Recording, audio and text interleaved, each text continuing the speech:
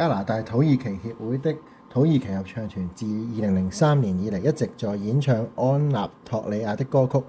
他們今年音樂會即將舉行，4月19日星期六，歡迎前往溫哥華最負盛名的舞台之一溫哥華劇院觀看這場精彩嘅音樂演出。溫哥華土耳其合唱團已經成立20多年了，他們用安納托利亞的音樂為我們嘅多元化文化社會增添色彩。讓我哋喺4月19星期六於溫哥華劇院舉行的年度音樂會上為他們加油，享受一個充滿活力的音樂之夜。加拿大土耳其協會的土耳其合唱團已經演出安納托利亞歌曲20多年了，他們相信音樂對社會和平與和諧嘅作用。他們很榮幸於4月19日在溫哥華最負盛名之劇院之一溫哥華劇院登台演出，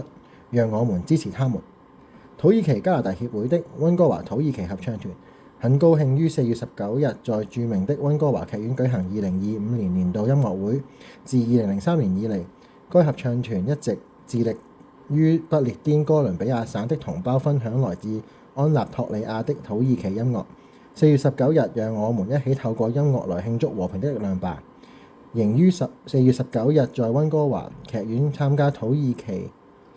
加拿大協會的溫哥華土耳其合唱團的演出，你將享受整個安納托利亞充滿活力的音樂之旅。